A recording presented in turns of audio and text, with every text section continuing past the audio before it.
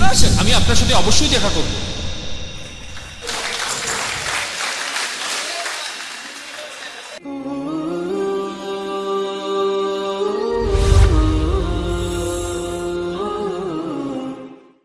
আমার নাম সানদীপ ম্যাথিউ, একজন ম্যান পাওয়ার কনসালটেন্ট। আমার কোম্পানির নাম sigma man power and marketing private limited.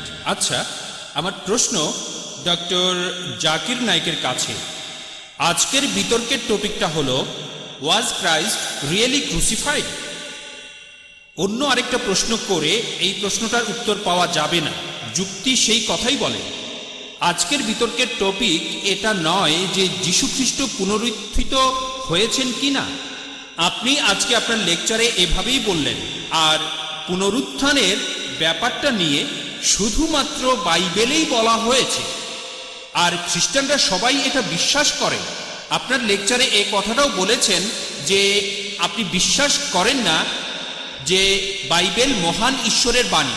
তারপরে আপনি উদ্ধৃতি দিয়েছেন বাইবেল থেকেই, আর আপনি বলেছেন যে যীশু খ্রিস্ট পুনরুত্থিত হননি। তারপর বলেছেন এজন্য যীশু খ্রিস্ট ক্রুশবিদ্ধ হয়ে মারা যাননি। যুক্তিটা খারাপ না, তবে এই বিতর্কের ব্যাপারে আমার মনে হয় এটা ঠিক না। আরেকটা পয়েন্ট, হ্যাঁ, আর একই প্রশ্ন নিয়ে বলছি, আরেকটা পয়েন্ট বলবো।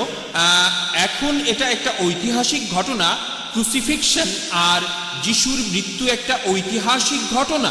ঐতিহাসিক রায় এই কথাগুলো লিখে গেছেন।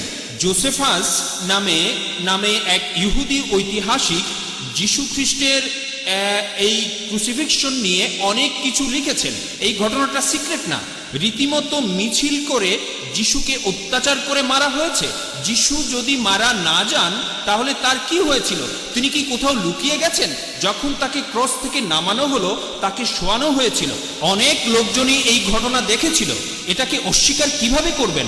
এছাড়াও আরেকটা কথা বলবো, কারণ আমি শেষ প্রশ্নটা করছি। প্রশ্ন করে যাচ্ছেন, অলরেডি 3টা প্রশ্ন করে ফেলেছেন। 3টা প্রশ্ন আরো করতে পারেন, কোনো সমস্যা নেই, তবে এই ব্যাপারে চেয়ারপারসনকে জিজ্ঞেস করে নেন, আমি সবগুলোর উত্তর দেব। আরেকটা প্রশ্নের উত্তর দেবেন? আরেকটা প্রশ্ন। ভাই ভাই ভাই আমি মনে হয় আমাদের সবগুলোর উত্তর বক্তাকে দেই। আগে এই প্রশ্নের উত্তর দিতে দিন, আমাদেরও হাতে সময় কম। জি, তাকে উত্তরগুলো দিতে দিন, যদি সময় থাকে তাহলে আরো প্রশ্ন করতে পারবেন। ভাই 4টা প্রশ্ন করেছেন। একটা কথা, আরেকটা ভাই, কথা, ভাই ভাই এটা আসলে প্রশ্নোত্তর পর্ব। আপনি এখানে শুধু প্রশ্ন করবেন, মন্তব্য করবেন না। আপনি পরে একদিন আইআরএফে আসেন, তখন বিস্তারিত আলোচনা হবে, তখন আলোচনা করবেন, কিন্তু এখন করবেন না। প্লিজ একটা কথা, প্লিজ কোনো রকম মন্তব্য করবেন না, আগে প্রশ্ন করুন, উত্তর শুনুন। ভাই আপনি 4টা প্রশ্ন করেছেন, বললেন যে টপিক হলো ওয়াজ ক্রাইস্ট রিয়েলি ক্রুসিফাইড, আর এখানে পুনরুত্থানের কথা কেন বলছি, আর তারপর বললেন যদি যীশু খ্রিস্ট পুনরুত্থিত না হন তাহলে তিনি ক্রুসিফাই হননি। আপনি আসলে উল্টো পথে হাঁটছেন। আমি যেটা করতে চেয়েছিলাম, আমি এক ঢিলে দুটো পাখি মারতে চেয়েছিলাম। আমি আরেকটা বিতর্ক করতে চাই না যিশুর পুনরুত্থান নিয়ে। দুটো পাখি এক ঢিলে, যদি মারা না যান তিনি ক্রুসিফাইড হননি, যদি মারা না যান তিনি পুনরুত্থিত হননি। এক ঢিলে দুটো পাখি। যদি আপনি এখান থেকে পুনরুত্থান শব্দটা বাদ দেন, তারপরও যুক্তিটা এরকমই থাকবে। আর আপনি পরে ভিডিও ক্যাসেট দেখতে পারেন বাজারে আসার পরে। প্রথমে আমি বলেছি যদি কেউ মারা না যায় সে ক্রুসিফাইড হবে না। তারপরে আমি বলেছি যে পুনরুত্থান হতে গেলেও তাকে আগে মরতে হবে। আমি এক ঢিলে দুটো পাখি মেরে প্রমাণ করতে চেয়েছি যে যীশু খ্রিস্ট আসলে মারা যাননি। যদি মারা না যান তিনি ক্রুসিফাইড হননি। যদি মারা না যান কিভাবে পুনরুত্থিত হবেন? আমি এখানে এক ঢিলে দুটো পাখি মারতে চেয়েছিলাম, তবে টপিকের মধ্যে থেকেই, আমি টপিকের বাইরে চলে যাইনি, কারণ এই দুটো ব্যাপারে ইম্পর্ট্যান্ট। পলের কথা অনুযায়ী 1 করিন্থিয়ান 15 অধ্যায়ের 14 অনুচ্ছেদে যে যদি যীশু খ্রিস্ট মারা না যান, না ওঠেন, আমাদের শেখানো মূল্যহীন, তোমাদের বিশ্বাসও মূল্যহীন। আমি এক ঢিলে দুটো পাখি মারতে চেয়েছি। পরে অনুষ্ঠানটা ভিডিও দেখে নেবেন। আপনি এছাড়াও বললেন যে ঐতিহাসিকরাই বলেছে, ইহুদি ঐতিহাসিক, যে যীশু ক্রুসিফাইড হয়েছিলেন। ভাই আপনি কি জানেন যীশু ক্রুসিফাইড হয়েছে এ নিয়ে কতগুলো বই লেখা হয়েছে? তার ডবল বই লেখা হয়েছে যীশু যে ক্রুসিফাইড হয়নি সেটা নিয়ে, ঐতিহাসিক রেকর্ড। আপনি আইআরএফে আসেন।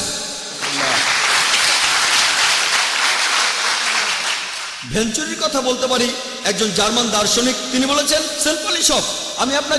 আপনি কতগুলো বলবেন, আমি আপনাকে দ্বিগুণ বলবো। ওই ঐতিহাসিকরাই, মুসলিমরা নয়, খ্রিস্টান, অমুসলিম, একজনের কথা বলেছি।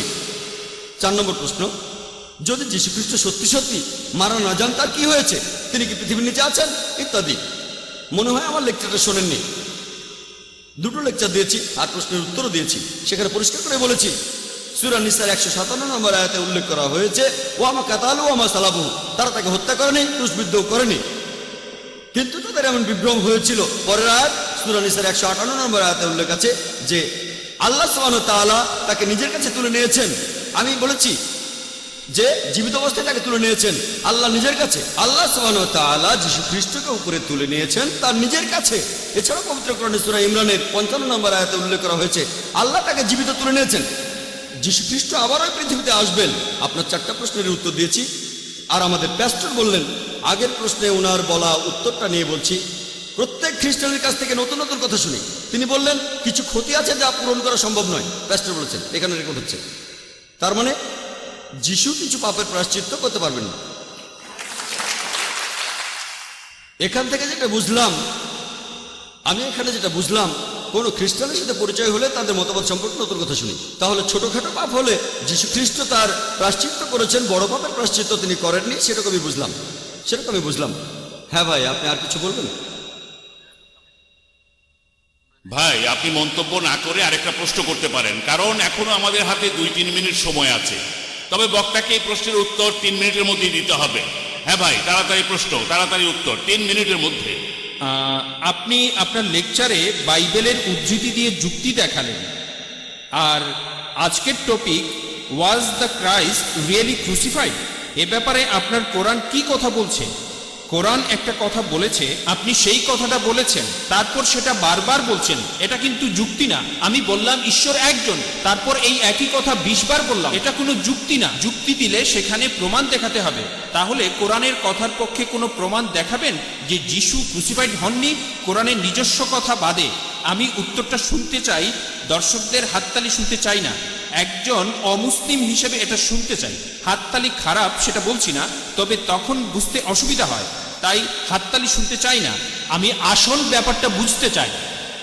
ভাই, খুব সুন্দর প্রশ্ন করেছেন যে যদি কোনো মন্তব্য করেন সেটা সত্যি হয়ে যাচ্ছে না, এখানে সোর্সটা খাঁটি হতে হবে। আমিও একমত। যদি কোরআন থেকে উদ্ধৃতি দেয় যে যীশু খ্রিস্ট আসলে ক্রুসিফাইড হননি, আপনি হয়তো মানবেন না। কেন? কারণ আপনার কথা অনুযায়ী কোরআন আসমানি কিতাব না। আমার কোনো সমস্যা নেই। তবে মুসলিমদের কাছে এটা পবিত্র, তারা বলে এটা আল্লাহর বাণী, তাদের জন্য কোরআনই যথেষ্ট। যদি আমি বাইবেল থেকে বলি যিশু কি হয়েছিল, মুসলিমরা হয়তো সব মেনে নেবে না, তবে খ্রিস্টান যারা তারা মেনে নেবে। আপনি কি মানেন এই পবিত্র বাইবেল ঈশ্বরের বাণী? মানেন? ভালো, এটা মানেন। তাহলে বাইবেল থেকেই প্রমাণ করলাম যিশু খ্রিস্ট ক্রুসিফাইড হননি। এখানে ঐতিহাসিক প্রমাণের দরকার নাকি? ঐতিহাসিক প্রমাণ কি ঈশ্বরের বাণী চেয়ে বড়? আপনারা হাততালি দেবেন না, উনি হাততালি চান না, উনি আসলে বুঝতে চান। এই প্রমাণটা, এটা তো বিশ্বাসের ব্যাপার। বাইবেল তো বিশ্বাস করি। এজন্যই তো বলছি আপনি এটা মানলেই হলো। আমি এখানে অখ্রিস্টানদের বোঝাতে আসিনি। অখ্রিস্টানদের জন্য ঐতিহাসিক প্রমাণ লাগবে, আরেকটা বিতর্ক হবে। যদি কোনো অখ্রিস্টান আমাকে বলে যে আপনার এই উদ্ধৃতিগুলো আমার জন্য প্রমাণ না, মানে আপনি যে উদ্ধৃতি দিয়েছেন সেগুলো ঠিক আছে, তবে আপনি সেগুলোর ভুল ব্যাখ্যা করে আমাদের ভুল জিনিসটা বোঝাচ্ছেন। আচ্ছা ভাই, আমার নামে অভিযোগ করলেন আমি উদ্ধৃতি দিয়েছি কিন্তু প্রসঙ্গ ছাড়া বলেছি। আপনি প্রসঙ্গটা বলেন, নো প্রবলেম। আমরা একে অন্যকে বোঝার চেষ্টা করছি। আয়ারফে আসেন, আপনি প্রসঙ্গটা বলেন, তারপর আলোচনা করব। একদিন চলে আসেন, আমি আপনার সাথে অবশ্যই দেখা করব।